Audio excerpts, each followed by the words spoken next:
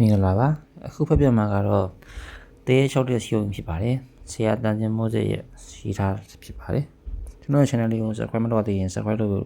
ပြောကြချင်ပါတယ်ယနေ့အချိန်မှာတော့စင်ကာပူဟာတိုးတက်လာတဲ့ကျွန်းနိုင်ငံတစ်ခုပေါ့နောက်ပြီးကမ္ဘာပေါ်မှာအလင်းအမြန်တိုးတက်လာတဲ့နိုင်ငံတစ်ခုဆိုတဲ့မမှားပါဘူးစင်ကာပူဟာလူမျိုးစုအများစုကတော့တရုတ်လူမျိုးကနေဆင်းလာတာကိုတည်ပြီးတော့ပါပြီ၎င်းကျွန်းလေးဟာအီကွေတာရဲ့မြောက်ဘက်85မိုင်နဲ့အရှေ့တောင်အာရှမလေးရှားကျွန်းဆွယ်ရဲ့တောင်ဘက်ကျွန်းလေးမှာတည်ရှိနေတာပေါ့အစီမကောင်းစရာကတော့ဟိုးရင်ကဖြစ်ခဲ့မှုရဲ့အတိတ်ဆိုးတွေကြောင့်ဂျင်းနဲ့အသေးပန်ခီကြီးမှာတောင်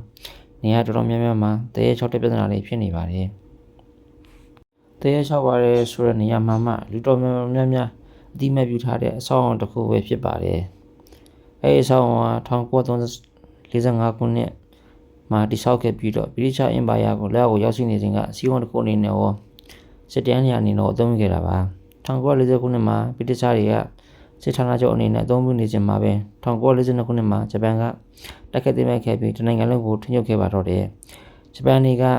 hospital ကိုအကျဉ်းသားထိန်းချုပ်ရေးစခန်းအနေနဲ့အသုံးချခဲ့ပြီးတော့မလေးရှားလူမျိုးဂျပန်စတင်သူမှန်သမျှကိုဂျာမန်အကျဉ်းထောင်အတိုင်းရဲရဲစက်စက်နှိပ်စက်ခဲ့ကြပါတယ်ဟီရိုရှီမာအနုပြုပုံပေါက်ပြီးဂျပန်နေစစ်ဆုံးတော့၎င်းဆေးရုံကိုဗြိတိရှတွေကပြန်လည်သိမ်းယူပြီးတော့ဗြိတိရှဆေးရုံအဖြစ်ထပ်မံဖွင့်လှစ်ခဲ့ပါတယ်1940ခုနှစ်နောက်ပိုင်းမှာတော့ဆေးရုံကြီးကတဲ6တဲ့ဆိုပြီးစတင်နာမည်ကြီးလာပါတယ်1998ခုနှစ်မှာတော့မြင့်မြင့်သက်သေလူထောင်ပေါင်းများစွာထွက်တဲ့အရာပုံမှန်မဟုတ်တဲ့လှုပ်ရှားမှုတွေပုံမှန်မဟုတ်တဲ့အဖြစ်အပျက်တွေကြောင့်1998ခုနှစ်မှာဆေးရုံကြီးကိုလူတွေစွန့်ခါသွားကြတော့ပါတော့တယ်ဆေးရုံကြီးက6လလုံးစင်ကာပူလူမျိုးတွေကိုယ်တိုင်၎င်းဆေးရုံကြီးတစ်ဝိုက်ကိုညပိုင်းမသွားရင်ပိုကောင်းမင်ကိုတယောက်နဲ့တယောက်သတိပေးကြပါတော့တယ်မြင့်မြင့်သက်သေများကြီးပြောနေကြတော့အော်တန်များကြားရခြင်းလူအိမ်များတွေးစီခြင်း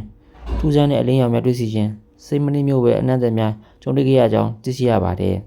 နောက်ထပ်မြင့်မြင့်သက်သေများကပြောကြားချက်အရတော့တွေးတန်ရဲရဲနဲ့ဂျပန်စစ်သားများနောက်ပြီးလူမျိုးတယောက်ကအမြင့်နဲ့ထိုင်ပြီးကောင်းကင်ကိုမော့ကြည့်နေတာကိုလည်းတွေးစီတတ်တာကြောင့်မြင်တွေ့ရတဲ့မြင့်မြင့်သက်သေကိုယ်တိုင်လည်းဝမ်းနည်းရတယ်လို့ဆိုပါတယ်2010ခုနှစ်မှာဆေးရုံကြီးအကြောင်းကိုဆေးရုံမှာရုပ်ရှင်ဓာတ်ရိုက်ကူးကြပါတယ်အချို့ရိုက်ကွင်းတွေမှာတကယ်ဖြစ်အမှန်များသိဆိုထားပါတယ်